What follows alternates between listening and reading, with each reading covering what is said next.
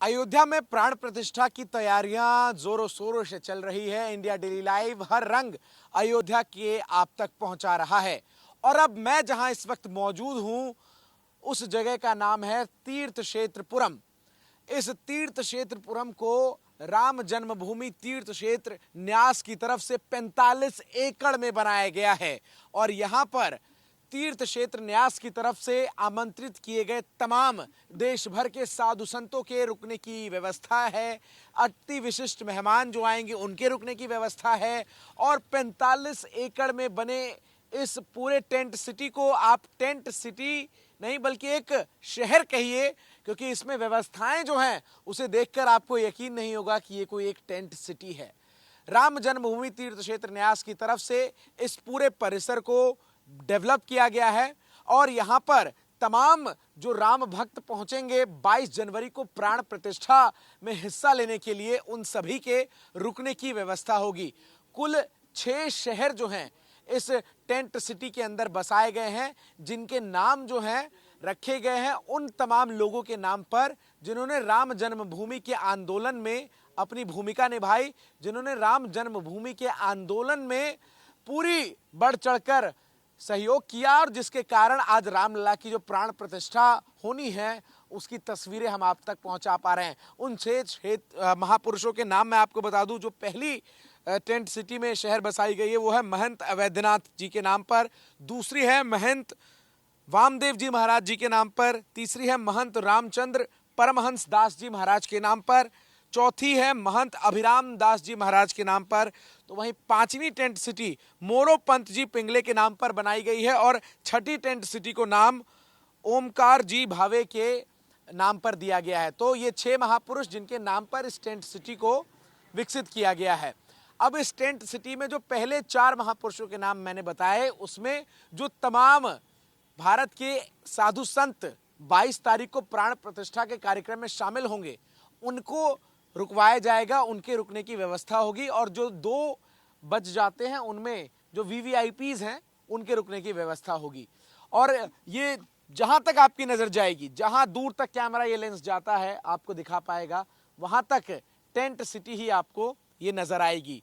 अब इस tent city में इस तरीके के टीन के जो शेल्टर्स हैं, जो कमरे हैं वो बनाए गए हैं। चूंकि ठंड का मौसम है इसीलिए इस टीन के मौसम में लोग आराम से रह सकते हैं टीन के इस पूरे स्ट्रक्चर के अंदर। और जो व्यवस्थाएं इसके अंदर की गई हैं वो जब आप देखेंगे तो आपको ये लगेगा नहीं कि ये टीन का बना हुआ कोई घर है, ये टीन का बना हुआ कोई शेल्टर है। हमारे साथ इस पूरी टेंट सिटी को संभालने वाले विश्व हिंदू परिषद के प्रबंधक भी मौजूद हैं, जो हमें बताएंगे कि आखिर इसमें क्या है, क्या व्यवस्थाएं हैं टेंट सिटी के अंदर। बहुत बहुत स्वागत है। और हम आप अंदर चलते। देखिए ये इस प्रकार का एक गेट है जिस गेट में ताला और चाबी दोनों लगी होती है। 3 लोगों को ये, आइए सर जरा एक से, ये एक में कितने ठीक है, इसमें 3 लोगों के रुकने की व्यवस्था जो है वो एक साथ होती है। अगर वो 3 लोग एक साथ हैं तो उनको ताला चाबी दे दिया जाएगा कि आप अपने सामान रखकर यहाँ से आप निकल जाइए। उसके बाद ये खुला और हम अब अंदर की तरफ आपको लेकर आते हैं। देखिए अंदर की तरफ जो व्यवस्थाएं की गई हैं यहाँ पर, यहाँ एक जो टेंट सिटी के अंदर एक कॉम्प्लेक्स बनाया गया, एक घर जो बनाया गया है उसमें 3 बेड्स लगाए गए हैं और बेड में गद्दे हैं और ये भगवा रंग का तकिया, भगवा रंग की कम्बल और ये चादर बिछाई गई है। रंग का चुनाव भी खास तौर पर किया गया है क्योंकि रामलला की प्राण प्रतिष्ठा का कार्यक्रम है। उसके अलावा देखिए ये 3 यहाँ पर इस तरीके की बनाई गई है। कम्बल को अगर क्वालिटी भी हम देखें और गद्दे भी बेहद ही नरम और कम्बल एकदम ऐसा कि आप ओढ़े तो आपको ठंड बिल्कुल इसमें महसूस नहीं होगी। और बिल्कुल नए हैं ये, ऐसा नहीं कि कहीं से ले आकर रख दिए गए हों, बिल्कुल नए, खास तौर पर इसी प्रयोजन के लिए इन्हें बनाया गया है। कपड़े यहाँ पर ये पूरे इस टेंट सिटी को अंदर से जो रूम के अंदर है उसको ढक दिया गया है। चार्जिंग की व्यवस्था है, फोन से लेकर तमाम चीजें अगर आप लेकर आ रहे हैं उसको आप यहाँ चार्ज कर सकते हैं। जो तमाम साधु संत आएंगे उनके रुकने की यहाँ पर व्यवस्था है। अब अक्सर हम इस प्रकार का कुछ देखते हैं तो ये मन में आता है कि इसमें वॉशरूम तो नहीं होगा, एक कॉमन वॉशरूम होगा, लेकिन इस टेंट सिटी के अंदर जो व्यवस्था की गई है आप देखकर दंग रह जाएंगे। इसमें अटैच्ड वॉशरूम की व्यवस्था है। इस तरीके से घुसते ही यहाँ पर जैसे ही ये खुला, ये अटैच्ड वॉशरूम आपको यहाँ पर नजर आएगा, जिसमें जो तमाम साधु संत हैं वो नित्य क्रिया करके आगे के लिए जो कार्यक्रम है उसमें तैयार हो सकते हैं। इस तरीके से ये अटैच वॉशरूम जो है वो बनाया गया है। ये वॉशरूम है। अब नहाने की व्यवस्था अलग है। ये देखिए, अब हम आपको लेकर आए हैं उस एरिया में जहां नहाने की व्यवस्था है। यहाँ वॉश बेसिन लगाया जाएगा और नहाने की व्यवस्था होगी। बाल्टी, मग और मचिया तीनों चीज यहाँ पर रखी जाएगी। इसके अलावा गर्म पानी की भी व्यवस्था जो है यहाँ पर, चूंकि ठंड के मौसम में तमाम जो लोग पहुंचेंगे उनके लिए विशेष तौर पर की जाएगी। तो ये एक सैंपल है और ऐसे कुल 1500 कमरे जो हैं वो इस टेंट सिटी के अंदर बनाए गए हैं। एक बार में 15,000 लोग इस टेंट सिटी के अंदर, जो 6 शहर बनाए गए हैं उनमें रह सकते हैं और दूर तक काफी लंबाई है। अब आपको इस टेंट सिटी के बाहर लेकर चलते हैं। ये कमरे के अंदर तो हमने आपको दिखाया, अब आपको उस स्थान पर लेकर चलते हैं जहां भोजन की व्यवस्था जो है वो की गई है। इसको हम करेंगे बंद और अब आपको लेकर चलेंगे। देखिए, अभी चूंकि काम जारी है इसलिए यहाँ पर मिट्टी विट्टी नजर आ रही है, लेकिन पूरे पर मैटिंग होगी यहाँ पर सब पर, और जो व्यवस्था है वो पूरी तरीके से इसको सुंदर तौर पर सजाया जाएगा। राम जी के जीवन से जुड़े तमाम प्रसंग यहाँ पर, अलग अलग तरीके के एलईडी स्क्रीन बोर्ड्स भी जो हैं वो लगाए जाएंगे, उन पर चलते रहेंगे। और अब हम हर टेंट सिटी में जो है एक कॉमन एरिया बनाया गया है जिसे भोजनालय का नाम दिया गया है, और 26 अलाव पॉइंट्स जो हैं वो एक टेंट सिटी में लगाए जाएंगे। क्योंकि गर्मी का एहसास तमाम लोगों को हो ठंड के इस मौसम में, उसके लिए अलाव सेकने की भी पूरी व्यवस्था जो है वो इस टेंट सिटी के अंदर की गई है। और इस प्रकार से देखिए, जहां तक आपकी नजर जाएगी ऐसे ही जो रूम्स हैं वो बनाए गए हैं। ये भोजन घर है क्या सामने? ये क्या चीज है? ये स्टोर रूम है। तो देखिए, ये जो सामने आपको दो इस पूरे खुले मैदान में नजर आ रहे हैं, ये स्टोर रूम है। इसमें तमाम जो खाने पीने के सामान हैं, जो ज़रूरत की चीज़ें हैं, उसे स्टोर किया जाएगा। तो हर टेंट सिटी को 6 शहरों में बांटा गया है। 6 शहरों में हर शहर में एक इस तरीके का बड़ा कॉमन पॉइंट है जिसमें स्टोर रूम है। और फिर हम आ जाते हैं ये अंदर की तरफ, बड़े से एक विशाल से पंडाल में, जिसमें लोगों के तमाम साधु संत जो यहाँ पहुंचेंगे, विशिष्ट मेहमान पहुंचेंगे, उनके भोजन की व्यवस्था जो है वो यहाँ पर रहेगी। उनका खाना पीना सब कुछ जो है वो यहाँ होगा, और मेन्यू जो है वो यहाँ तय होगा, और उसके बाद शुद्ध शाकाहारी और तमाम चीज़ें जो हैं वो मेहमानों को खिलाई जाएंगी। मेन्यू हर दिन जो है वो बदलता नजर आएगा। मेन कोर्स, डिनर, लंच, शाम के चाय की व्यवस्था। चाय यहाँ पर 24 घंटे जो है वो लोगों को मिलेगी। और इस पूरे टेंट सिटी में ये व्यवस्थाएं यहाँ पर किस तरीके से भोजनालय में है वो इस वक्त आप देख सकते हैं। इस टेंट सिटी में कुल 6 नगर बसाए गए हैं, और ये महंत अवैधनाथ नगर है, और यहाँ पर ये उस नगर का भोजनालय है। ऐसे ही जो 5 और टेंट सिटीज हैं, जो 5 और महानुभावों के नाम पर जो नगर बसाए गए हैं, उनमें सेपरेट भोजनालय जो है वो बनाए गए हैं। और जो राम की पताका है, राम ध्वज है, और जो राम जी के नाम लिखे हुए झंडे हैं, उनसे तो ये पूरा टेंट सिटी अभी सज ही चुका है, और भी इसको सजाया जाएगा। अंदर व्यवस्थाएं और जो है वो आपको नजर आएंगी।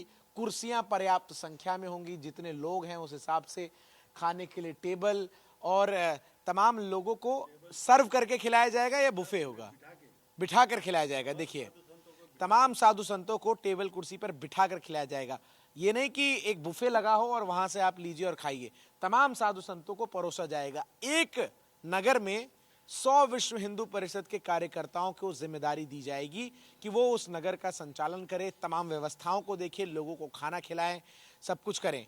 तो एक में 100, यानी इस प्रकार से 600 जो कार्यकर्ता हैं विश्व हिंदू परिषद के, उनकी यहाँ ड्यूटी लगाई गई है। इसके अलावा इस नगर में एक बड़ा, इस पूरे टेंट सिटी के ठीक बाहर, वो मैं आपको दिखाऊंगा, जो पार्किंग की व्यवस्था है वो नजर आएगी। अब हम इस तरफ आ गए हैं। देखिए, यहाँ तो खाने पीने की व्यवस्था रहेगी, लेकिन ठंड का मौसम है, ऐसे में चाय जो है वो लगातार 24 घंटे यहाँ व्यवस्था उसकी की जाएगी। वो चाय का काउंटर यहाँ पर रहेगा।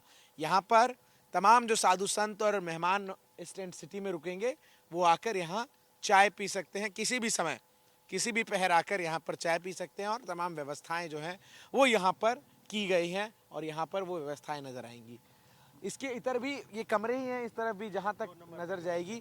अब ये देखिए, ये 1 नंबर है, ऐसे ये 2 नंबर है, 3 नंबर, 4 नंबर, 5 नंबर, 6 नंबर आगे की तरफ जो है वो जैसे ही हम बढ़ेंगे वो लगाई जाएगी। और अंदर ही अंदर जो लोग हैं उनके चलने के लिए सड़क भी बनाई गई है, ताकि कोई भी जो यहाँ मेहमान आए, जो बड़े साधु संत मठाधीश्वर पीठाधीश्वर आएंगे, वो अपनी गाड़ी से अंदर तक आ सके और बिल्कुल इस पूरे, और आम जो तमाम साधु संतों के साथ लोग आएंगे उनके लिए इस पूरे कॉम्प्लेक्स के अंदर ई रिक्शा जो है वो विशेष तौर पर चलाया जाएगा। ई रिक्शा के जरिए आप यहाँ भ्रमण कर सकते हैं इस पूरे नगर में और अपने निर्धारित टेंट तक पहुँच सकते हैं। और लाउड स्पीकर से राम धुन यहाँ सदैव जो है वो तमाम राम भक्तों को सुनाई देगी। चेक पॉइंट्स जो हैं वो अलग अलग तरीके से सुरक्षा के लिहाज से भी यहाँ पर पूरी जो बंदोबस्त है वो नज़र आएगा। और ये दूर तक देखिए, ये मैं कह रहा था, ये जहाँ तक ये सड़क खत्म जाती है वहाँ तक व्यवस्थाएं हैं। देखिए किस तरीके से काम जो है वो लगातार यहाँ जारी है। 5 जनवरी तक इसको पूरा करने का टारगेट जो है वो विश्व हिंदू परिषद और जन्मभूमि तीर्थ क्षेत्र ट्रस्ट का है कि 5 तक इसको पूरी तरीके से तैयार कर दिया जाए, क्योंकि जो तमाम साधु संत हैं उनका 15 जनवरी से आगमन जो है प्रारंभ हो जाएगा। एक एक करके वो यहाँ पर पहुँचना शुरू कर देंगे। तो उसी को लेकर ये तमाम व्यवस्थाएं जो हैं वो लगातार यहाँ पर की जा रही है। साथ ही साथ एक दिलचस्प बात ये भी है कि ये एक अस्थायी व्यवस्था है, यानी फरवरी के अंत तक यहाँ पर ये व्यवस्था रहेगी और उसके बाद फिर इसे वापस उस फॉर्म में ला दिया जाएगा जिसमें ये पहला था। तमाम इन शेड्स को, तमाम इन टीन्स को खोल दिया जाएगा, क्योंकि गर्मी बढ़ने के साथ टीन के अंदर जो है वो रहने की स्थितियां परिकूल नहीं मानी जाती है, लेकिन ठंड में इसमें अंदर आदमी आराम से जो है वो रह सकता है। इसके अलावा मनोरंजन के लिए भी यहाँ पर तमाम जो है कार्यक्रम लगातार चलाए जाएंगे। तमाम साधु संत, तमाम जो लोग यहाँ पर पहुँचेंगे, जो रामलला के दर्शन कर लेंगे, प्राण प्रतिष्ठा कार्यक्रम के बाद यहाँ आएंगे, उनके लिए भारत और भारत के सनातन इतिहास से जुड़े तमाम कार्यक्रमों को प्रदर्शित किया जाएगा। और इसके लिए भी जिम्मेदारियां दे दी गई हैं तमाम संगठनों को जो विश्व हिंदू परिषद से जुड़े हैं। संस्कार भारती उनमें से एक है। साथ ही साथ मंच सजाए जाएंगे जिनमें अलग अलग प्रकार के कलाकार जो है आकर अपनी प्रस्तुति देते हुए नजर आएंगे।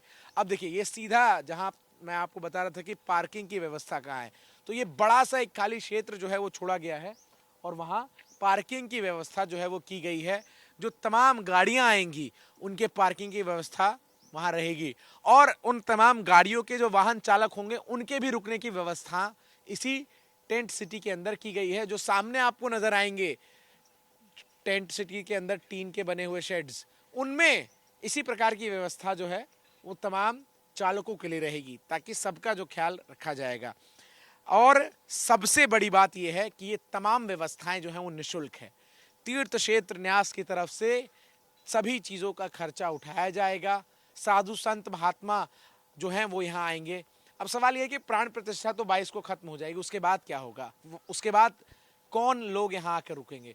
तो दरअसल राम जन्मभूमि तीर्थ क्षेत्र न्यास की तरफ से तमाम अलग अलग भारत के हिस्सों में रह रहे बड़े मंदिरों के साधु संत, संगठन और जितने भी लोग हैं उन्हें आमंत्रित किया गया है अलग अलग तारीख पर, अलग अलग तिथि पर यहाँ अयोध्या में रामलला के दर्शन के लिए।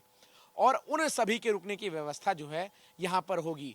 और अगर परिस्थितियाँ उस प्रकार से होती है कि यहाँ पर जगह खाली है तो आम लोगों को भी यहाँ पर रुकवाया जा सकता है, लेकिन उसके लिए जो बुकिंग है, उसके लिए जो पूरी जिम्मेदारी है वो विश्व हिंदू परिषद और तीर्थ क्षेत्र न्यास से जो लोग वहाँ से आएंगे उनके द्वारा कराई जाएगी।